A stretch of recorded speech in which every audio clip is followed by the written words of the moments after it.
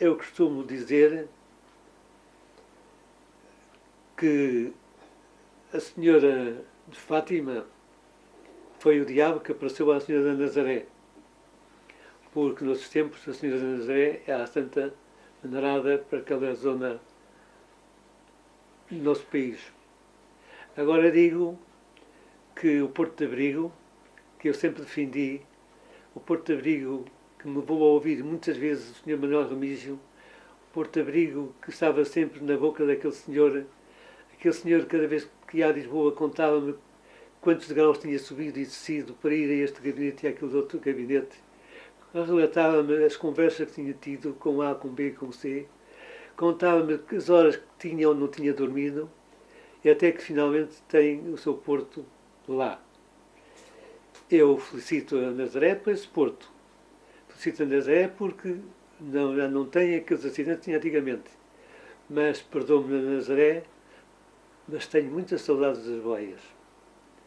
As boias serviam como um ponto nascente, serviam como um ponto de turismo, serviam para que nós víssemos à distância um bote, um candil, uma traineira, uma outra vez um navio de guerra perto, em inspeção, e era, digamos, um cartaz turístico. Agora olha-se para Poente e vemos só mar, mar, mar, mar.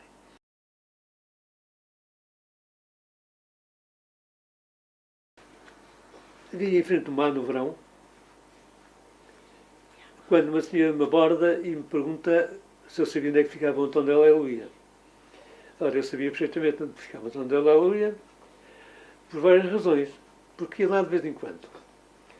Porque quando à noite queria comprar tabaco, sabia que o Antão de Aleluia estava sempre aberto. Fosse às 2, fosse às 10, fosse às 4.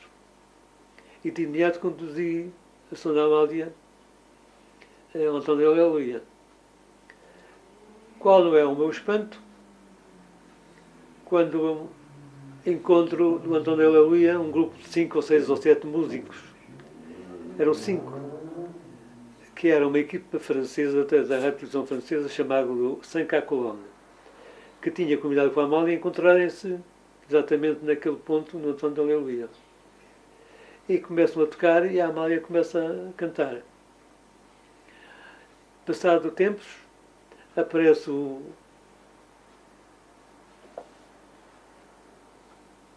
Alfredo Monterrey,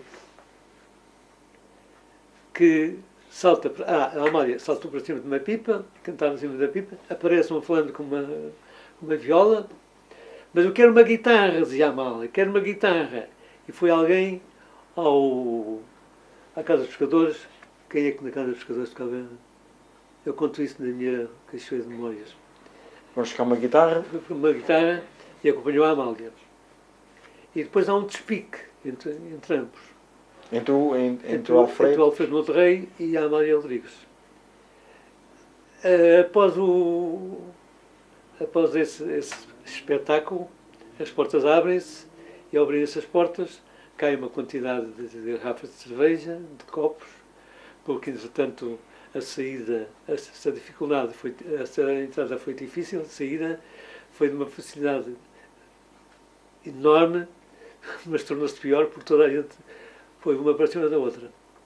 E então há uma quantidade de objetos partidos e a Amália diz logo ao Antão de Aleluia porque não se preocupe, pagava ela tudo.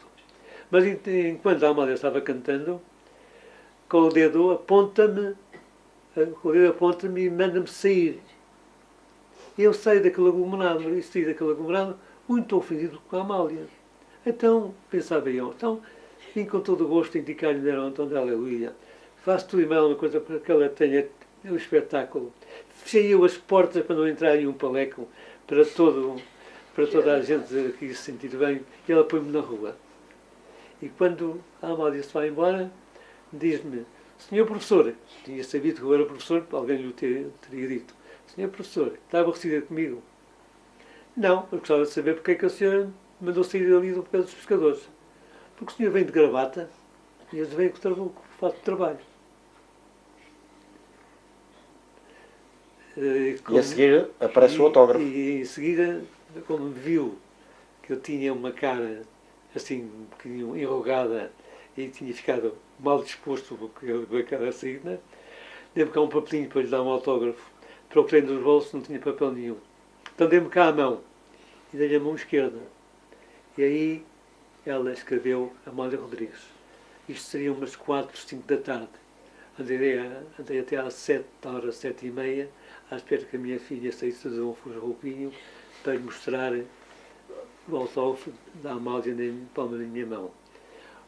Hoje, se perguntar à minha filha se se lembra disso, não se lembra. Mas foi o primeiro autógrafo que ela deu numa mão, não foi? Na altura. Ah, dizia ela que tinha dado milhares de autógrafos em todo o mundo. Nunca dei um autógrafo da palma da mão. Portanto, é sui generis.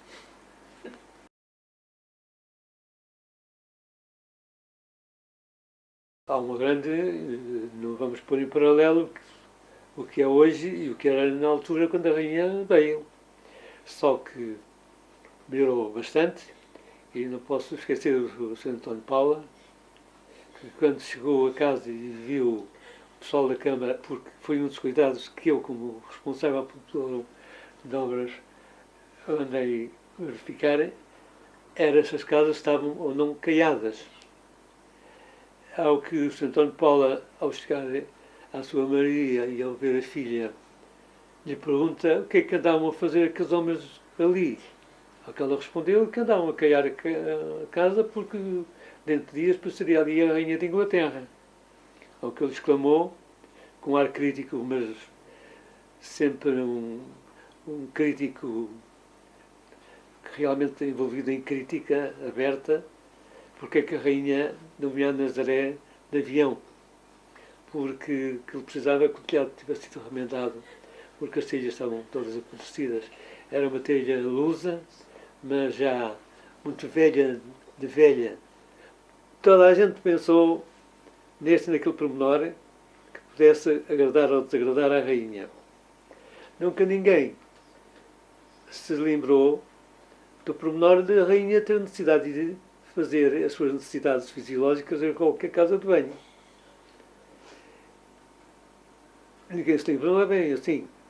Lembrou-se o Cardeira, Dom-se Cardeira, que foi defesa do Grupo Subsídios Nazarenos, defesa como senior e como junior, que pensou adaptar uma casa de banho que havia no sítio, de um particular, e era um rapaz com quem eu me dava muito bem, e que eu tinha aí um pequeno estabelecimento e tinha uma pequena casa de banho, que eu utilizava de vez em quando ia ao sítio. Então o Cardeira ofereceu-se para lhe pôr uma casa de banho em condições. E ele não rejeitou. Gastámos um dinheirão naquela casa de banho. Quando o Presidente da Câmara, que não me lembro qual era na altura, me perguntou, então, as coisas estão em ordem? Suponho que sim. Fez isso assim no sítio. Portanto, a rainha, se tiver vontade de ir a uma casa de banho, está uma casa de banho, não digo de rainha, mas de princesa. Só que a rainha, nesse dia, nessa hora, não teve vontade nenhuma de ir à casa de banho. O dono é que ficou felicíssimo, porque ficou com uma casa de banho.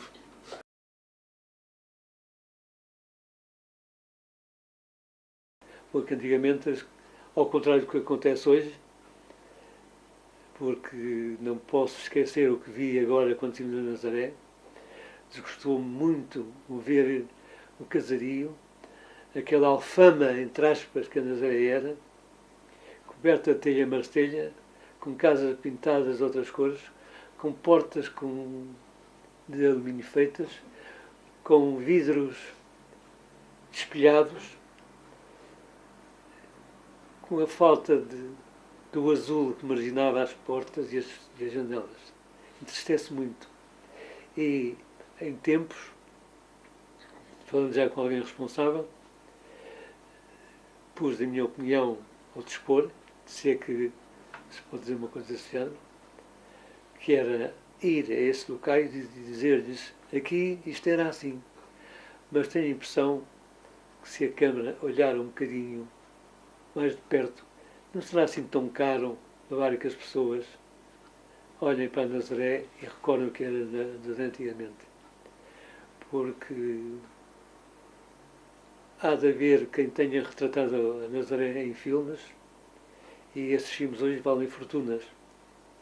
Não digo fortunas em dinheiro, mas fortunas em memória. A Nazaré hoje não é a Nazaré de há 40 ou 50 anos. Quando penso nisso, as lágrimas vêm aos meus olhos. A Nazaré representa o sol nascente. A Nazaré representa os meus 20 e poucos anos. A Nazaré hoje iguala a minha idade. A Nazaré hoje iguala os meus cabelos brancos, que antigamente eram louros. Não é porque a Nazaré esteja mais bonita, é porque a Nazaré está mais velha, está mais desprezada. A Nazaré não tem aquela luxúria que antigamente tinha, que era quando as mulheres vinham para a rua cantando e de pincel e cala caiavam as suas casas e caiavam as casas das vizinhas. Isso aqui era lindo.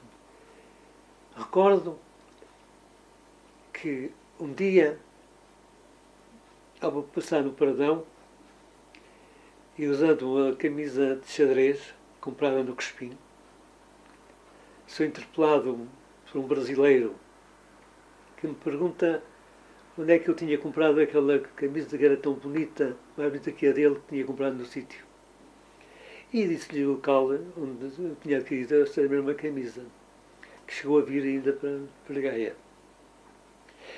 Esse brasileiro tinha saído de um autocarro pequeno, que era constituído por 20 e tal ocupantes, a maior parte raparigas novas, que ao verem-me falar com o rapaz brasileiro, também me cercam e me perguntam onde é que haveria ali um sítio bom para se comer qualquer coisa de típico.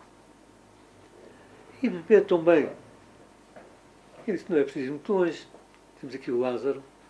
Fomos ao Lázaro. E depois do Lázaro também experimentaram comer uma sardinha assada e depois um bocadinho de pão. E depois olharam para a rua e viram as ruas branquinhas. E viram uma mulher assar sardinhas na rua. E foram ter com essa mulher e essa mulher, com simpatia, ofereceu-lhe uma sardinha. E depois outra. E depois mais outra. E às tantas tínhamos essas raparigas a visitar a casa dessas mulheres da praia. E foi uma alegria ver umas 5 ou 6 mulheres da praia com a casa cheia de brasileiras. Quando elas retornaram junto ao Lázaro, já ouviram uma reprimenda do doutorado por virem atrasadas. Mas elas só quiseram explicar e fazer compreender o que tinham visto. E há um dos rapazes universitários que se vira para todos nós, particularmente para mim, e me agradece. Ele teve tão bem que o organizador do passeio, que era um professor qualquer da faculdade, numa faculdade de Lisboa, que me agradece o que eu tinha feito ali na Nazaré. Porque tinham visitado o país todo, disse na Nazaré, que tinham recebido a melhor prenda que podiam levar para o Brasil.